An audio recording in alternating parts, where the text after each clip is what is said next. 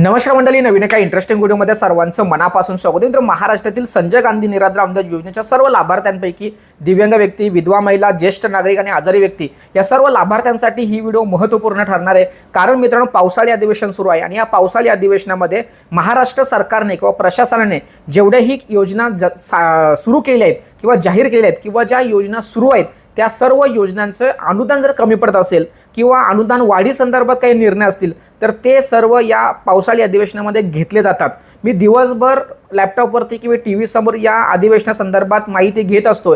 कुठेतरी माझ्या दिव्यांग बांधवांचे अनुदानासंदर्भात चर्चा होईल, कुठेतरी माझ्या विधवा महिलांच्या संदर्भात किंवा संजय गांधी निराधार अनुदान योजनेच्या लाभार्थ्यांच्या संदर्भात कोणीतरी चर्चा करताना दिसल, मात्र अजिबात अशा पद्धतीची चर्चा होताना दिसत नाही. खूप खेदाची बाब आहे मित्रांनो. आणि हे जे अनुदान आहे हे अनुदान आता 15 तारखेच्या नंतर वाटप होणार का, अशा पद्धतीची शंका सुद्धा निर्माण होते. याचं कारण असं की महाराष्ट्रातील अनेक तहसीलदार कार्यालयाच्या नोटीस बोर्डवरती मेसेज किंवा एक पत्रक जाहीर केलं किंवा पत्रक टाईप केलेलं आहे किंवा इमेज आपल्यापर्यंत प्राप्त होत आहेत की 15 तारखेपर्यंत कोणीही तहसीलदार कार्यालयामध्ये येऊ नका, डीबीटी पोर्टल पुन्हा बंद आहे, आम्हाला याविषयी माहिती सांगता येत नाही, अशा पद्धतीची माहिती समोर येताना दिसत आहे. मित्रांनो, खूप वाईट वाटतंय की एखादा सरकारी कर्मचारी असेल किंवा अधिकारी असेल किंवा मंत्री असेल, खासदार असेल, हा कधी त्यांच्या पगार वाढी संदर्भात मागणी करताना दिसतोय का? हा व्यक्ती कधी आंदोलन करताना दिसतोय का? तर कधीच नाहीत. या लोकांचं कधी एक दिवस किंवा 2 दिवस तरी पैसे किंवा पगार त्यांचा लेट त्यांच्या खात्यामध्ये टाकलंय काय? म्हणजे खेदाची बाब अशी की त्यांना ॲडव्हान्समध्ये अतिरिक्त पैसे बोनस म्हणून दिले जातात. मग माझे दिव्यांग बांधव असतील, माझे संजय गांधी निराधार अनुदान योजनेचे जे लाभार्थी असतील, त्यांच्या संदर्भात सरकार असा दुजाभाव का करतोय? हे पैसे त्यांच्या हक्काचे आहेत. तुम्ही जर पैसे दिले तरच त्या दिव्यांग बांधव किंवा संजय गांधी निराधार अनुदान योजनेच्या लाभार्थ्यांचं पोट भरणार आहे, त्यांचा जो खर्च आहे हा भागवता येणार आहे. अरे, तुम्ही जे काही पैसे टाकणार आहात त्या पैशाच्या बदल्यात त्यांना मोबाईलमध्ये रिचार्ज करावा लागतो, तेव्हा कळणार की बाबा पैसे आलेत किंवा नाही. आणि हेच जर पैसे तुम्ही देत नसतील, लेट करत असतील, तर त्या दिव्यांग बांधवाने किंवा संजय गांधी निराधार अनुदान योजनेच्या लाभार्थ्याने काय करायला पाहिजे? हे सरकार चांगलं आहे हे आम्ही नेहमी म्हणतोय, पण हे सरकार चांगलं असताना चांगला निर्णय का घेत नाही, ही सर्वात खेदाची बाब आहे. मित्रांनो, वाईट या गोष्टीचं वाटतं की महाराष्ट्रामध्ये प्रत्येक मतदारसंघामध्ये संजय गांधी निराधार अनुदान योजनेचे लाभार्थी प्रचंड आहेत. त्यामुळे दिव्यांग असतील, विधवा महिला असतील, ज्येष्ठ नागरिक असतील, हे सर्व त्या आमदार खासदारांना मतदान करतात, पण त्या मतदानाचा एक सुद्धा उपकार ती लोक फेडावे म्हणून त्या अधिवेशनामध्ये किंवा विधानसभेमध्ये बोलताना दिसत नाहीत. मित्रांनो, थोडासा विचार करण्याची गोष्ट आहे. हे सरकार आपल्या बाजूने आहे किंवा नाही हा प्रश्नचिन्ह समोर येत आहे. तुम्ही डेव्हलपमेंट करताय, तुम्ही AI आणलेलं आहे, स्वागत आहे.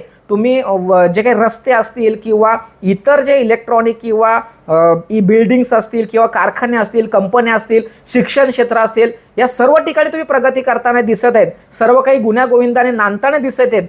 पण माझा निराधार बांधवाला प्रत्येक महिन्याला डोळे असे जागे ठेवून वाट बघावी लागते की सरकार आमच्या खात्यामध्ये पैसे कधी टाकणार, सरकार आमच्या खात्यामध्ये पैसे कधी टाकणार. अरे, 3-3, 4-4 महिने त्या लाभार्थ्यांच्या खात्यामध्ये पैसे येत नाही, तरीसुद्धा सरकार त्याविषयी कोणत्याही प्रकारचे ॲक्शन घेताना दिसत नाही. जे काही आमदार खासदार तर हा भाग सोडून द्या, पण ज्या लोकांवरती याची पूर्ण जबाबदारी आहे, तहसीलदार असतील, नायब तहसीलदार असतील, काही अधिकारी असतील, ते सुद्धा कुठेही ग्राउंड लेवलला मला तर आज सुद्धा दिसत नाही की बाबा एखादा आमदार हा एखाद्या गावामध्ये जाऊन त्या दिव्यांगांची विचारपूस करतोय, त्या संजय गांधी निराधार अनुदान योजनेच्या लाभार्थ्यांची विचारपूस करतोय, कुठेच नाहीये. तर हे कधी होणार? हे झालं पाहिजे, कारण तुम्ही त्यांचा आधार आहात, लक्षात ठेवा. आणि माझा दिव्यांग बांधव, माझा संजय गांधी निराधार योजनेचा प्रत्येक व्यक्ती हा सरकारचा कर भरतोय, म्हणून त्याला चांगली सेवा योजना मिळण्याचा अधिकार आहे, लक्षात ठेवा. तुम्ही त्यांच्यावरती उपकार करताय असं अजिबातच नाहीये. अरे, दिव्यांग बांधवांना ज्या सायकली दिल्या आहेत त्या सायकली सुद्धा मेंटेनन्सला परवडत नाहीयेत, लक्षात ठेवा. किंवा रस्त्याने जात असताना जे खड्डे आहेत त्या खड्ड्यामध्ये अडकल्यानंतर बाहेर निघत नाहीये त्या आणि काही लोकांनी तर फॉर्म भरले तर त्यांचे मंजूर सुद्धा होत नाहीत. दिव्यांग सहाय्यक पोर्टलवरती 15 प्रकारच्या योजना सुरू केलेल्या आहेत, पण त्या चालू कधी करणार?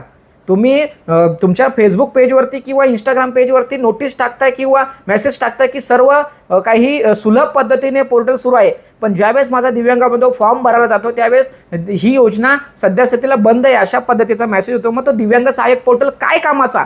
एवढे दिवस झाले तो पोर्टल सुरू करून कोणत्या लाभार्थ्याला त्या पोर्टलच्या माध्यमातून लाभ मिळालाय सांगा बरं.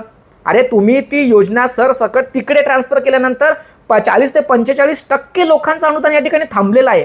अशा परिस्थितीमध्ये ते पैसे द्यायचं तर तुम्ही मात्र त्यांना 15-15 दिवस लेट करताय. हे होता कामा नाहीये. आता जाता एकच विनंती सरकारकडे करेल की ज्या पद्धतीने तुम्ही आमदार, खासदार, अधिकारी, सरकारी कर्मचारी यांचे पगार वेळेवर करताय त्याच पद्धतीने यांचे पगार सुद्धा तुम्ही वेळेवर केले पाहिजे, त्यांची पेन्शन केली पाहिजे. मुख्यमंत्री साहेबांनी एक मोठं असं विधान केलं होतं की दर 1 तारखेला आम्ही या सर्व निराधारांच्या खात्यामध्ये पैसे टाकणार.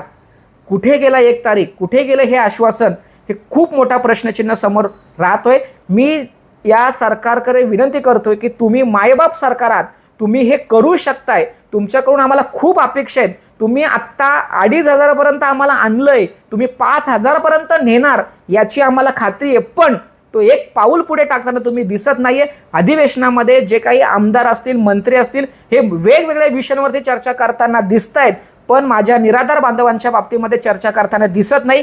ही सर्वात मोठी खेदाची बाब आहे. मित्रांनो, या सरकारबद्दल तुमचे आमदार, खासदार जे काही तुमच्या बाजूने बोलत नाहीत त्यांच्याबद्दल तुम्हाला काय वाटतंय प्रत्येकाने कमेंट्स करा. कारण मित्रांनो, आपण जर शांत बसलो तर आपण पुढे जाऊ शकत नाही किंवा आपण मोठे होऊ शकत नाहीये. फक्त बच्चू भाऊ कडू बोलतील एवढंच नाहीये, तर प्रत्येक व्यक्ती तुमच्या बाजूने बोलला पाहिजे. यासाठी आपण संघटित होऊन आपली ताकद दाखवली गेली पाहिजे. कारण माझा दिव्यांग बांधव ह्या जगण्यासाठी लढतोय, त्याच्या हक्कासाठी लढतोय, तर त्याला साथ देण्याचं काम प्रत्येकाने केलं पाहिजे. मी करतोय, तुम्ही सुद्धा करा. हे जे काही मी व्हिडिओ बनवतोय त्यामधील काही महत्त्वाचे पॉईंट जर तुम्हाला पटत असतील, आवडत असतील, तर तुमच्या मित्रांना नक्की शेअर करा.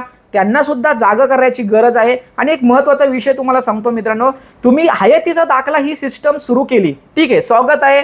गैरप्रकार टाळला पाहिजे, मान्य आहे. पण अनेक 20 ते 25% लोकांचं या ठिकाणी डोळ्यांचा फेसचा प्रॉब्लेम आहे. त्यांचा थंब जे काही थंबने करता येईल अशा पद्धतीने सुविधा उपलब्ध करून दिली पाहिजे. तुम्ही शेतकऱ्यांसाठी PM किसान योजनेच्यासाठी तुम्ही फेसने किंवा थंबने KYC करण्याचा ऑप्शन दिलेला आहे.